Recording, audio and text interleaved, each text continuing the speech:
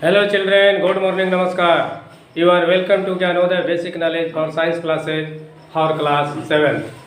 I am present for part 33 in the lesson of 9 जंतुओं पौधों में परिवहन। तो आइए लेसन 9 के इस पाठ जंतुओं पौधों में परिवहन में हमें पढ़ना है कि हृदय क्या है और इसके विषय में संक्षिप्त परिचय दीजिए। हृदय कैसे हमारे शरीर में काम करता है, कहाँ खून का संचय होता है, कहाँ शुद्ध खून जमा होता है, कहाँ अशुद्ध खून जमा होता है और फिर कैसे प्रभावित होकर हमारे शरीर से बाहर निकलता है और कैसे हमारे शरीर के विभिन्न अंगों में विभिन्न नसों में इसको प्रभावित किया जाता है, भेजा जाता है। तो सबसे पहले हम पढ़ेंगे कि हृदय क्या है, इसके विषय में संक्षिप्त पढ़ते जाइए। तो कहता है कि मनुष्य का हृदय गुलाबी रंग की त्रिकोणाकार पेशीय संरचना है। जो हृदय है वह किस कलर का होता है? गुलाबी कलर का, ठीक है ना। और उसका रूप कैसा होता है? त्रिकोणा। त्रिकोणा जानते हो ना, 3 कोना वाला। गोल पूरा राउंड नहीं होता है, चौकोर भी नहीं होता है, ठीक है ना। कैसा होता है? त्रिकोणा। और किस रंग का होता है? गुलाबी रंग की, जिसका आकार लगभग मुट्ठी के आकार का होता है। मुट्ठी जैसे बांधते हैं ना, इसे इसी आकार का होता है, सेम। इसीलिए लिखा है कि लगभग, मैंने पूरा तो नहीं, थोड़ा सा कम बेस, मैंने लगभग लग गया तो जान लीजिए कंप्लीट नहीं है, पूरा नहीं है, कुछ न कुछ कमी है, ठीक है ना। तो लगभग मुट्ठी के आकार की होती है। क्या होता है? दिल, हृदय। यह वक्ष गुहा में बाएं तरफ होता है। सबसे पहले होता है कि किधर होता है? बाएं। अब दोनों तरफ नहीं होता है, एक ही तरफ होता है। वक्ष गुहा जो अंदर है शरीर के, उसी के बाएं तरफ, बाएं हिस्से में होता है, ठीक है। इसके 4 कक्ष होते हैं। कितने कक्ष होते हैं? 4। 2 कक्ष ऊपर, जिसे आलेंद्र, देखिए देख रहे हैं ना, आलेंद्र, आलेंद्र। यहाँ दाया आलेंद्र, यहाँ बाया, फिर दाया नीला, बाया नीला। 4 हो गए कि नहीं हो गए? हो गए। कहता है जिसके 2 कक्ष होते हैं, 2 कक्ष ऊपर, जिसे आलेंद्र, तथा 2 कक्ष नीचे, जिसे नीलय कहते हैं। क्या होते हैं? दाया आलिंद और हमारे आलिंद और नीले 2 कक्ष होते हैं, 2 कक्ष। तो अब देखिए कैसे क्या होता है इसका। हाँ, 2 कक्ष ऊपर जिसे आलिंद तथा 2 कक्ष नीचे होता है, जिसे नीलय कहते हैं। तो देखिए आलिंद 2 हो गया, 2 नीले हो गया कि नहीं हो गया? अब आए कि बाएं बगल स्थित बायां आलिंद तथा बाएं नीलय में O2 युक्त, नहीं यहाँ से छूट गया, कक्ष नीचे होते हैं, जिसे निलय कहते हैं। दाएं बगल स्थित दायां अलिंद, दाएं बगल क्या होता है? दायां अलिंद तथा दाएं निलय में CO2 युक्त, माने कार्बन, जब सांस लेते हैं तो कार्बन डाइऑक्साइड भी तो जाता है, तो क्या करता है उसमें? कार्बन डाइऑक्साइड युक्त रक्त, रक्त माने खून, तथा बाएं बगल स्थित बायां अलिंद, देखो भाई ना, दायां अलिंद, बायां, तो बाएं बगल स्थित बायां अलिंद तथा बाएं नीले में O2 मुक्त रक्त रहता है, O2 युक्त। दाएं में क्या रहता है? कार्बन डाइऑक्साइड युक्त खून, और बाएं वाले में क्या होता है? ऑक्सीजन युक्त खून। माने एक में कार्बन डाइऑक्साइड और दूसरे में ऑक्सीजन। फैलने और सिकुड़ने को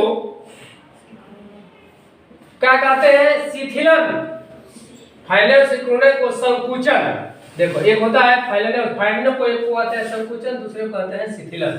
एक फैलता है, एक सिकुड़ता है, एक फैलता है, सिकुड़ता है, तभी ना धक धक की आवाज होती है। फैलता सिकुड़ता नहीं तो धक धक की आवाज नहीं होती, जिसके कारण धक धक की आवाज होती है, जिसे हृदय स्पंदन या धड़कन कहते हैं। बहुत लोग नहीं कहते, तनी कानों में लगा के सुनिए तो इसका दिल में धड़कता है कि नहीं, कहते हैं ना।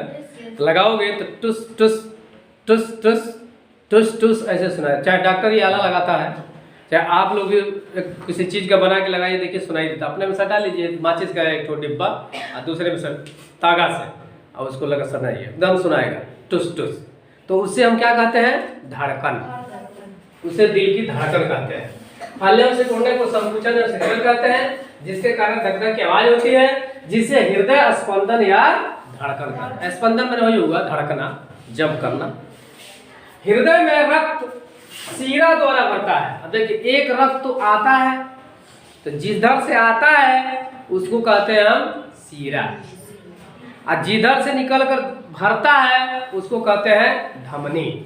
तो देखो कहता है हृदय में रक्त सीरा द्वारा भरता है, माने आता है हृदय में भरता है, तो उसको क्या बोलेंगे? सीरा द्वारा। तथा धमनी द्वारा शरीर के विभिन्न भागों में भरता है, और वहां से निकलता है तो उसको हम कहते हैं धमनी। तो सीरा धमनी कहां से आ गया?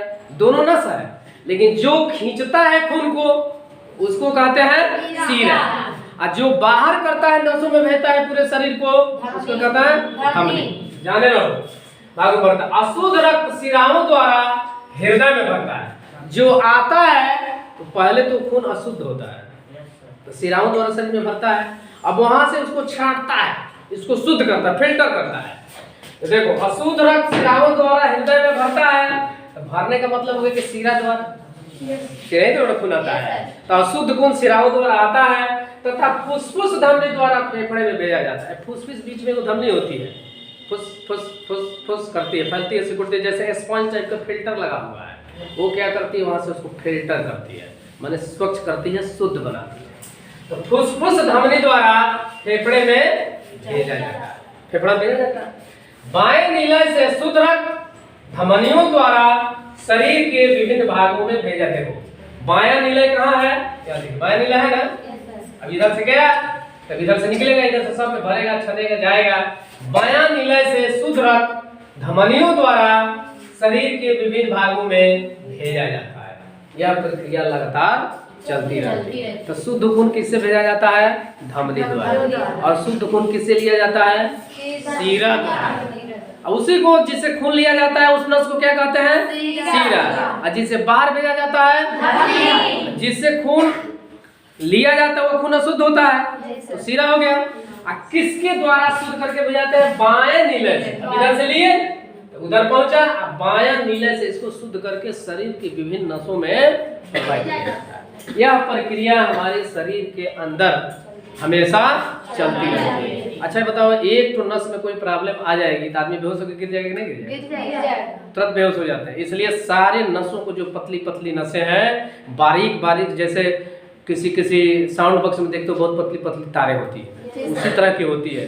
उसमें कहीं भी संकुचन, यानी संकुचन मतलब सिकुड़न होगा तो खून का बहाव होगा, दबाव बन जाएगा, तो दबाव रुकने लगेगा, तो या तो वहां से नस फट जाएगी, या तो दर्द होने लगेगा, हम चिल्लाने लगेंगे, तुरंत भर्ती करते हैं डॉक्टर के यहाँ लीजिए। तुरंत कंप्यूटर बताता है कि इसका ये नस यहाँ जाम हो गई।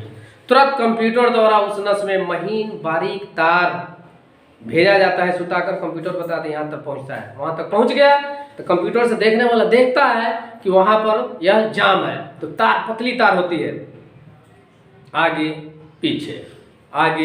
पीछे करके उसके जहाँ सिकुड़न हुआ है, नसें बैठी है, उसको खोल दिया जाता है।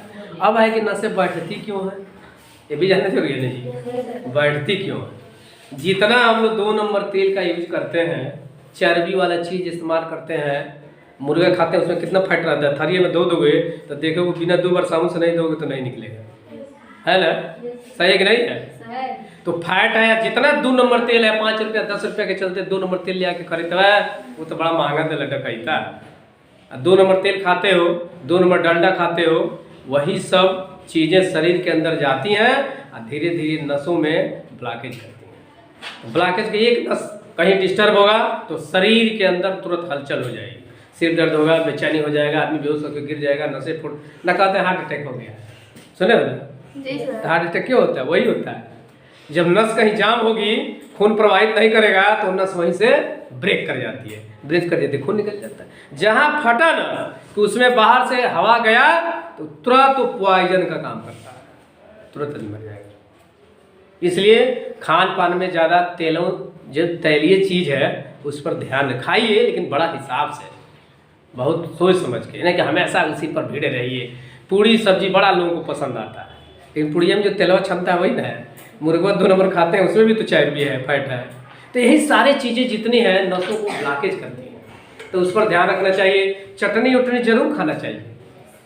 चटनी क्या करता है? चटनी माने एसिड माने खटाई। कहीं देखो कहीं कचड़ा है और थोड़ा सा एसिड गिरा दोगे, मल दोगे, साफ हो जाएगा नहीं हो जाएगा? उसी तरह चटनी खाने से क्या करता है, जब हथौड़ियों में हमारे जाता है तो फैलता है, तो जितनी कचड़ियाँ उसमें रहती हैं, कचड़े जमे रहते हैं, उसको धीरे धीरे साफ करता है। इसलिए चटनी जैसे आंवला की हो गई, सीजन में मिलता है, खूब इस समय खाना चाहिए तो फायदा करता है। ठीक है, तो इस प्रकार हृदय क्या है तथा इसके संक्षिप्त में परिचय दिया गया कि दायां निलय, दायां निलय, दायां अलिन, बायां निलय, बायां अलिन, सीरा, धमनी, फुसफुस क्या है, देखो अभी बताया ना, फुसफुस कहाँ लिखा हुआ है? फुसफुस द्वारा खून को भेजा जाता है ना। और धड़कन किसे कहते हैं, है ना। संकुचन किसे कहते हैं? संकुचन मैंने क्या होता है जी? सिकुड़ा नहीं, सिकुड़, संकुचन मैंने संकुचित हो जाना, मैंने सिकुड़ जाना, तो इसी को हम कहते हैं हृदय स्पंदन।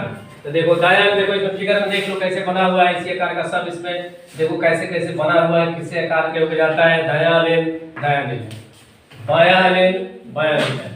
इसी के बीच में ये जो जगह है, एक कक्ष के बीच की विभाजन दीवार है, दोनों को अलग अलग करती है। यहीं से देखो देखते हैं, तो देख रहे हैं ना, पूरा खेल इसी का है। इस प्रकार आप हृदय के विषय में संक्षिप्त जानकारी हो गई। तो आइए अब थोड़ा सा पूछा जाए, देखा जाए कितने लोग बताते हैं है कि हृदय का कलर किस रंग का होता है? किस? गुलाबी। गुलाबी।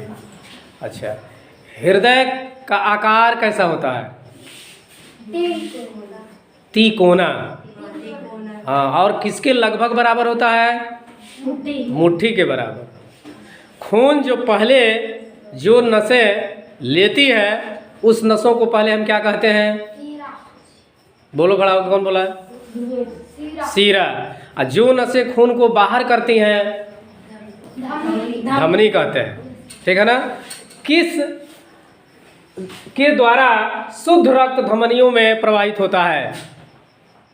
बताओ, कौन बताएगा? नहीं, बोलो जी, कौन बोलेगा?